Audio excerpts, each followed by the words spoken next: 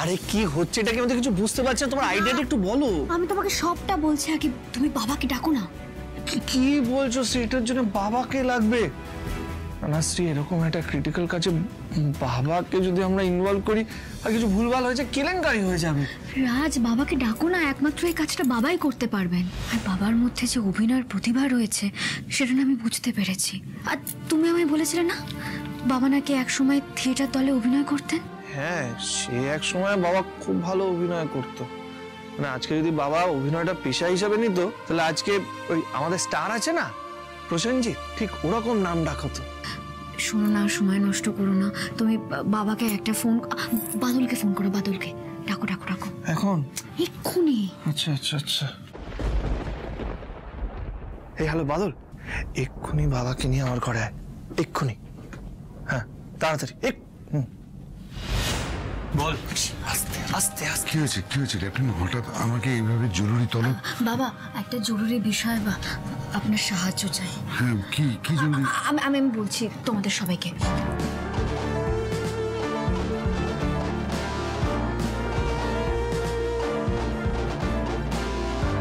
তুমি চিন্তা করো না ক্যাপ্টেন, আমি একটা সময় অভিনয় করতাম, এখন আবার সেই সময়টা ফিরে এসেছে নিজেকে প্রমাণ করার।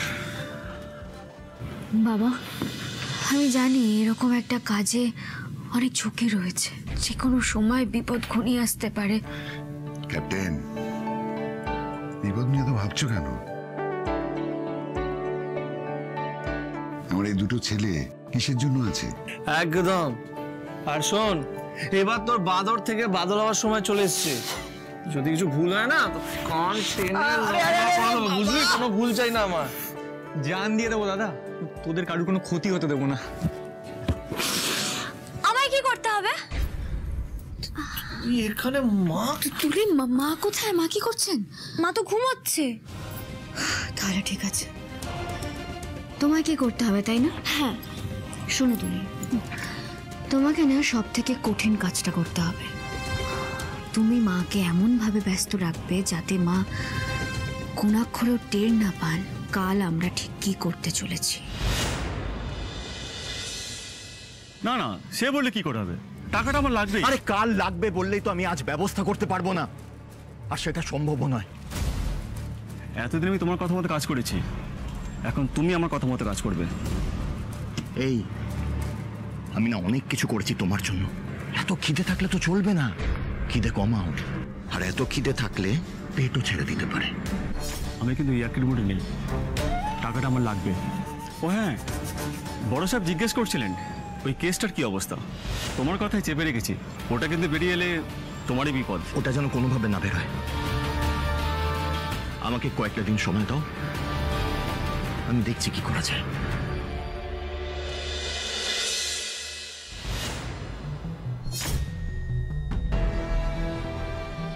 Hello sir, good morning.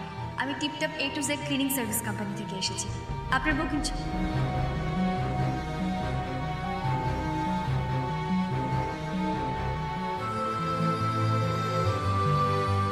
হে বাদল, বলছিলাম যে এই চাবি ছাড়া দরজা খুলতে তুই শিখলি কোথা থেকে? এসব ডুপ্লিকেট চাই বানানো না আমার বাহাতের খেলা রে দাদা। তবে একটা কথা বাদল, তোমার এই গুণের জন্য আজ এই ফ্ল্যাটের দরজা খুলতে পেরেছি ঠিকই, কিন্তু মনে রাখবে কোনোদিনও কোনো খারাপ কাজের জন্য তোমার এই গুণটা কিন্তু কাজে লাগিও না। ঠিক আছে বৌদি। রাজ,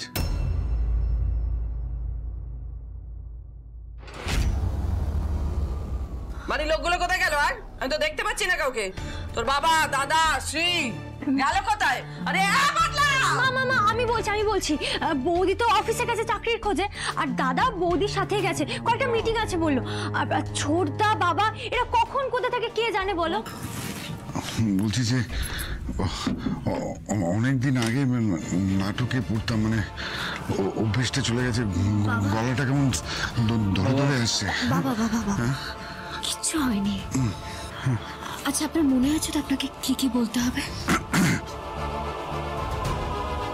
হ্যাঁ ক্যাপ্টেন, আমার সব মনে আছে। বাবা, হ্যাঁ তুমি চাবিটা রাখো। আর বৌদি, আমি বরং ততক্ষণে ভেতরে গিয়ে পজিশন নিচ্ছি, ঠিক আছে? বাড়িতে তো কেউ নেই বলো, চলো না আমি আর তুমি গিয়ে সিনেমা দেখে আসি, একটু বাদাম ভাজা খাই, চলো না। বাদাম ভাজা খাই, বই দেখবে, এত খরচা কোত্থেকে আসবে? খালি খরচা করার ধান্দা, তাই না? না মা, আসলে না বৌদি আমাকে না হাতে কিছু টাকা দিয়েছে, মানে হাত খরচা। দে, আমি খরচা করবো, দে। মানে আমরা যদি ওই টাকাটা দিয়ে যদি সিনেমা দেখতে যাই, দেখো না মা, বৌদি তো বলেছে যে বৌদি সংসারের সব দায়িত্ব নিজের কাঁধে তুলে নেবে, তাহলে তো আমাদের চিন্তা করার কিছু নেই। আর তোমার এখন আরাম করার সময়। দাঁড়াও মা, এই নাও মা, তুমি এই শাড়িটা পরো, তোমাকে এই শাড়িটা পরলে কিন্তু দারুণ দেখতে লাগে। এত করে বলছিস যখন তখন যাবো, কিন্তু খরচা সব তোর। হ্যাঁ হ্যাঁ, আমার সব খরচা আমার। এখান থেকে, আরে জামা কাপড় পাল্টাবো তো, যা এখান থেকে। এই ফ্ল্যাটে সেদিন ওই জঘন্য ঘটনাটা আমার সঙ্গে ঘটেছিল। কে বা কারা ওই ঘটনাটার সঙ্গে জড়িত ছিল সবটা খুঁজে বের করবো না, সবটা আমাদের জানতেই হবে। একদম শ্রী, জানো শ্রী, ওই দিন আমার মনে হয়েছিল যে বাড়িতে কেউ লুকিয়ে আছে, কেউ এখানে এখানে আছে নাকি, কিন্তু ওই ছেলেটাকে তাড়া করার চক্করে মানে ভেতরে গিয়ে আর খোঁজা হয়নি। আজ আর কেউ পার পাবে না রাজ, যারা এই অন্যায়টা করেছে তারা শাস্তি পাবে। বলছি এবার তাহলে ফোনটা করে না, এক মিনিট করো না ফোনটা। বাবা, বাবা আপনি শান্ত হন, একটা কথা মাথায় রাখবেন, কোনোভাবেই কিন্তু আপনি আপনার মনোবল হারাবেন না বাবা। আর মাথায় রাখবেন, যাদের বিরুদ্ধে আমাদের এই প্ল্যান তারা কিন্তু অত্যন্ত ধুরন্ধর এবং বিপজ্জনক মানুষ। আর বাবা মনে রাখবেন, ওই পুলিশ কিন্তু আমাদের টার্গেট নয়। যে বা যারা এই সব কিছুর পেছনে কলকাঠি নাড়ছে, আমাদের তাদের খুঁজে বের করতে হবে। বাবা আপনার ফোনটা দিন তো, ফোনটা দিন।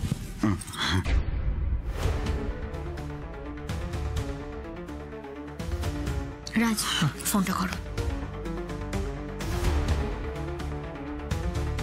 এই তো বাচ্চা বাচ্চা, বাবা বাবা বাচ্চা বাচ্চা।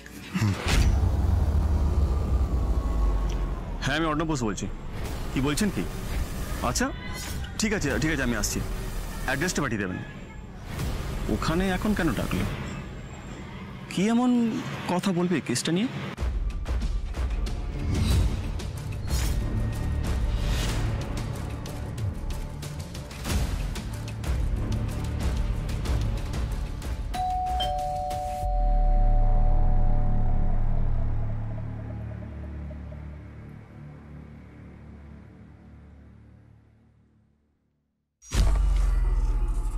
আরে আসুন আসুন আসুন, আমি তো আপনার জন্য অপেক্ষা করছিলাম, আসুন।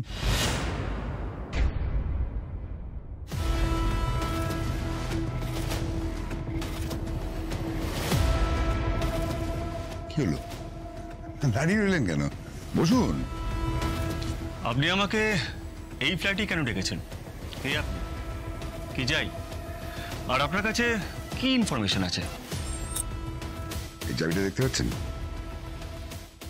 এটা আমাকে দেওয়া হয়েছে, তার জন্য আমি এখানে বসে আছি। ভাই আপনাকে আমি এই ফ্ল্যাটে কেন ডাকলাম সেটা আবার আপনাকে বলতে হবে? সোজা কথাই বলুন, কে আপনি? দেখুন, আমার পরিচয়টা এই মুহূর্তে জানা অতটা গুরুত্বপূর্ণ নয়।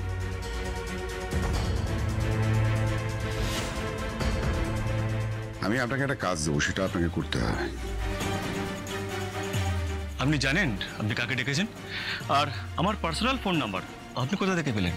দেখুন, আপনার পার্সোনাল ফোনে ফোন করা আর আপনাকে এই ফ্ল্যাটে ডাকা তা কিন্তু একটাই মানে, কারণ আপনি আর আমি দুজনেরই যোগাযোগ কিন্তু উপরওয়ালা অবধি। যেমন আমি আপনাকে ফোনে বলেছিলাম যে এই ফ্ল্যাটে যা যা ঘটনা ঘটেছে তার অনেক ইনফরমেশন আমার কাছে আছে।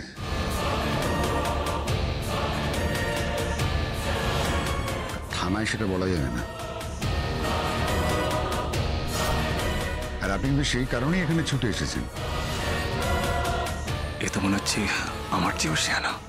বলুন কি বলতে চান? দেখুন, যে কেসটাই ফ্ল্যাটে ঘটেছে তার রিপোর্টটা আমি চাই। আর অনেকগুলো টাকা ফেসে গেছে এই কেসটার উপরে। সেই মেয়েটার কেসটার উপর আপনার টাকা ফেসে আছে? সরি বুঝলাম না। আপনি কেন এই সমস্ত বুঝতে যাচ্ছেন বলুন তো, কি দরকার আপনার বোঝার? আপনি যদি এই ডিলটা করেন তাহলে আপনি অনেক টাকা পাবেন। এই মুহূর্তে আপনি যে টাকাটা পাচ্ছেন তার থেকে অনেক অনেক বেশি টাকা পাবেন আপনি। এখন আপনি আমাকে বলুন আপনার টাকার দরকার আছে কি নেই? কত টাকার কথা বলছেন আপনি? আপনি কল্পনাও করতে পারবেন না কত টাকার অফার আমি আপনাকে করছি। এই ধরুন না 20 থেকে 25 লক্ষ টাকা। যত তাড়াতাড়ি এই কেসের রিপোর্টটা আমাকে দেবেন, আর এই কেসের রিপোর্ট অনুযায়ী মেয়েটা যদি দোষী প্রমাণিত হয় তাহলেই কিন্তু আমি এই ডিলটা করবো, আদারওয়াইজ নট। বাবা অভিনয় তো ভালো করছে, কিন্তু এটা কিন্তু আগুন নিয়ে খেলা হচ্ছে শ্রী। এছাড়া আমাদের কাছে আর কোনো উপায় ছিল না রাজ। ওই মেয়েটাকে দোষী প্রমাণ করে আপনার কি লাভ? আপনি মেয়েটাকে যতটা সহজ ভাবছেন মেয়েটা ততটা সহজ নয়। আপনি ওকে চেনেন না, আমি চিনি। ওর সাথে আমার একটা পুরনো শত্রুতা আছে। তাই তো বলছি আপনাকে, আপনি মানে ফাইলটা আমাকে দিয়ে দিন, আমি সব ব্যবস্থা করে নিচ্ছি। দেখুন, একজন আমাকে টাকা দিচ্ছে এই কেসটা চাপার জন্য, আর আপনি আমাকে কেসটা খোলার জন্য টাকা দিতে চাইছেন। আচ্ছা, একটা কথা আপনাকে বলছি যে আপনি এত ভাবছেন কেন বলুন তো? আপনি শুধু বলুন মেয়েটা দোষী কিনা। আরে দোষী কি দোষী নয় সেটা বলুন না, মেয়েটা নির্দোষ।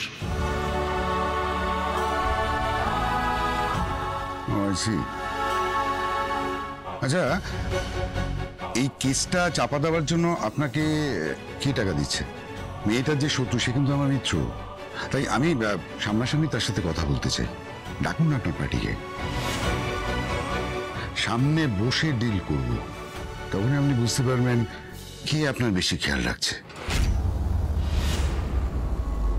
ঠিক আছে,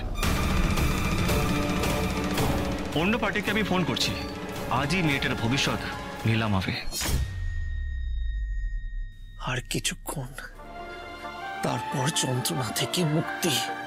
আজ এই দাগ মিটে যাবে, তারপর তুমি নতুন করে শুরু করতে পারবে।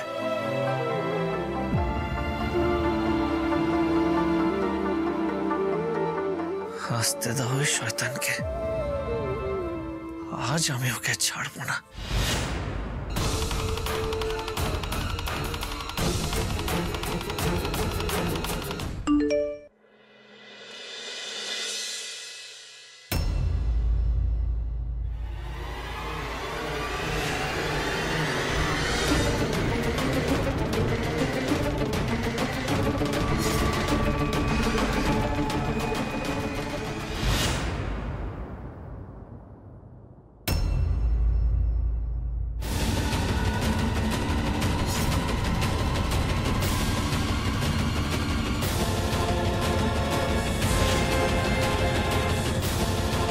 কি ভেবেছোটা কি? তোমরা দুজন মিলে কি আমাকে শেষ করে দেবে নাকি? ফোন করার কি দরকার ছিল? ফোন করার কি দরকার ছিল? আর এখানে আমাকে ডেকে আনার মানেটা কি? ওই ছেলেটা থাইল্যান্ড থেকে ফিরে এসেছে না, ও আবার আমার কাছ থেকে টাকা চাইবে, তাই তো? এটাই তোমাদের প্ল্যান? এটাই তোমাদের প্ল্যান, তাই তো? হয়ে গেছে আপনার। আপনি এদিকে আসুন। যদি আমাকে চিনতে পেরেছে? না, একদম চিনতে দেওয়া যাবে না, একদম না। কি হলো? আসুন। ইনি কে? এনার সঙ্গে আলাপ করা বলে ডেকেছি। আপনারা দুজনই ওই মেয়েটার শত্রু।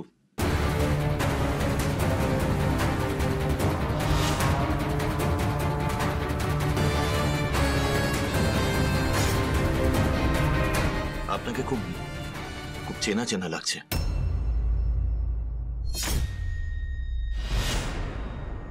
কোথায় দেখেছি বলুন তো?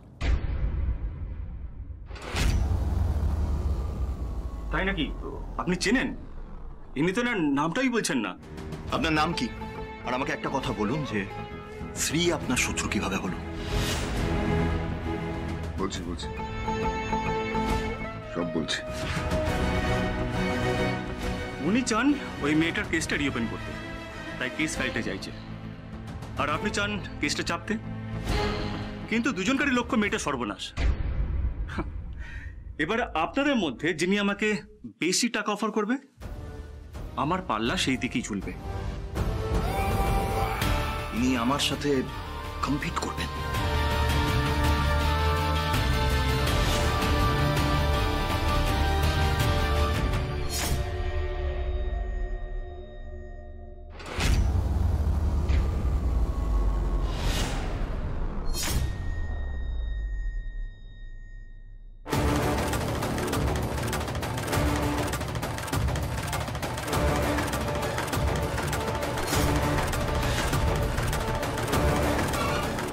আপনি এখানে কি করছেন? ইডিয়েট কোথাকার! কি করেছো কি তুমি? নিজে ফেসেছো, আমাকেও ফাঁসিয়েছো। যার নুন আনতে পান্তা পুরোয় সে দেবে তোমাকে টাকা। ইনি শ্রীয়ের শ্বশুর মশাই বিপ্লব ঘোষাল। তাই তো, ইনি তো বিপ্লব ঘোষাল। এই দাঁড়াও, সঙ্গে এত বড় চক্রান্ত, হ্যাঁ?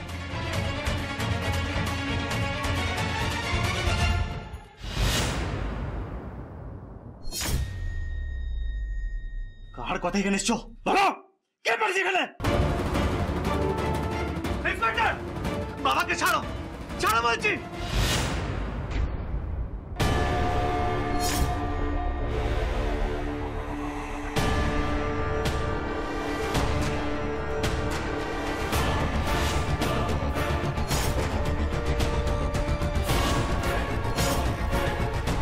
গন্ধেই বোঝা যায় রান্নাটা কার।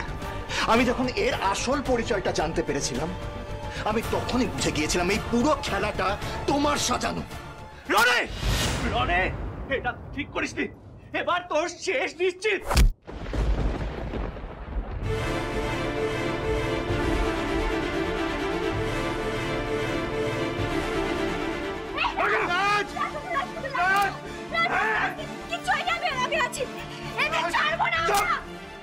একদম চুপ।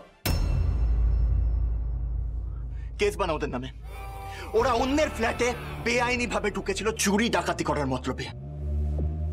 আর হ্যাঁ, এদিকে এদিকে শোন, এদের দুজনের মধ্যে যদি কেউ একজনও একটুও নড়াচড়া করে তাহলে এদের সাথে সাথে গুলি করে দিবি। হ্যাঁ, গুলি করে দিবি এদের।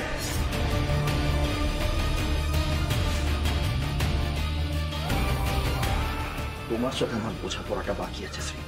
তোমাকে আমি কিছুতেই ছাড়বো না। ঘৃণা হচ্ছে। আমার ভাবতেও ঘৃণা করছে যে আমি তোমার মতো একটা মানুষকে চিনি রনি। আমার ভাবতেও ঘৃণা করছে যে তোমার সঙ্গে আমার পারিবারিক সম্পর্ক আছে। আমার ভাবতেও ঘৃণা করছে যে তোমার দিদির সঙ্গে আমার দাদার বিয়ে হয়েছে।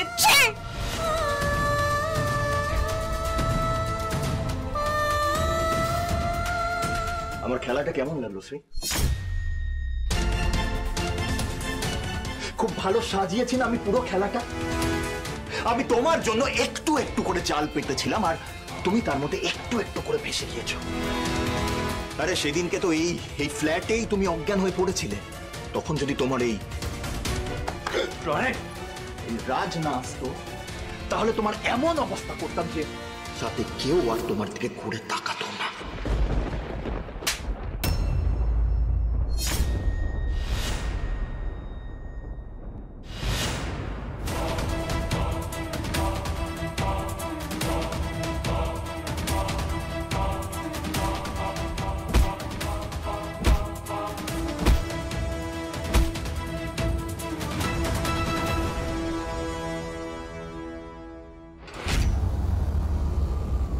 এই খেলাটা আজকে রনি শেষ করবে।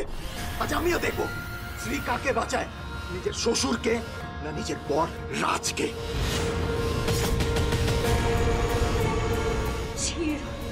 তুমি যে এতটা নীচ আমি ভাবতেও পারছি না। কি ক্ষতি করেছি তোমার? হ্যাঁ, কি ক্ষতি করেছি? কেন এভাবে আমার জীবনটা তছনছ করার জন্য উঠে পড়ে লেগেছো তুমি? কেন?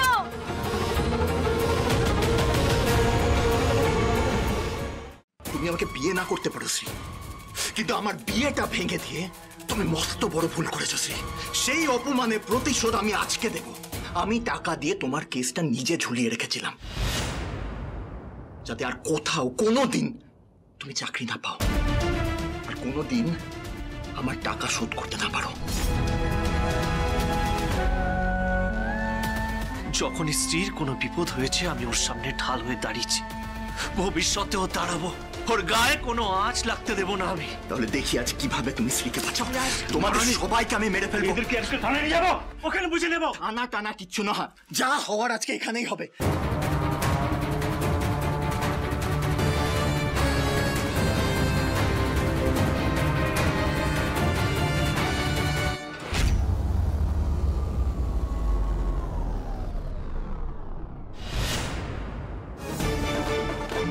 এই রাজ, কি করছো? না না না শ্রী, রাজ, বোকামি করো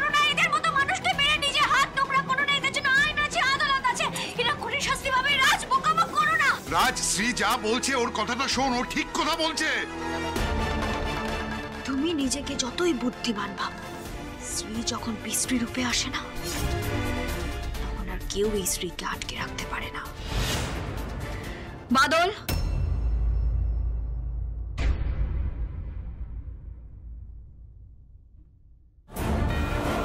এতক্ষণ ধরে তোমরা যা যা বলছিলে, এখানে যা যা হচ্ছিল, সবটা রেকর্ড করা হয়েছে। আমার বুদ্ধির উপর ভরসা করতে পারো না। আমি এমন ব্যবস্থা করব যেন তুমি বহুকাল ধরে সংশোধনাগারের জল খেতে পারো। সাবধান, কেউ এখান থেকে পালানোর চেষ্টা করবে না।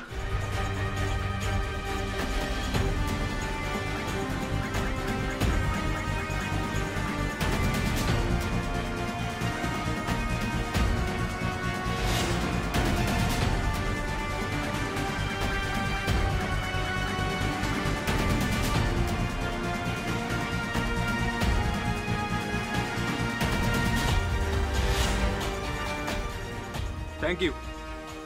এই ব্যাপারটা নিয়ে আমি খুব ভয় পাচ্ছিলাম, বাট তোদের জন্য এটা সম্ভব হলো। সব কৃতিত্ব শ্রীর। না রাজ, আমি একা নই।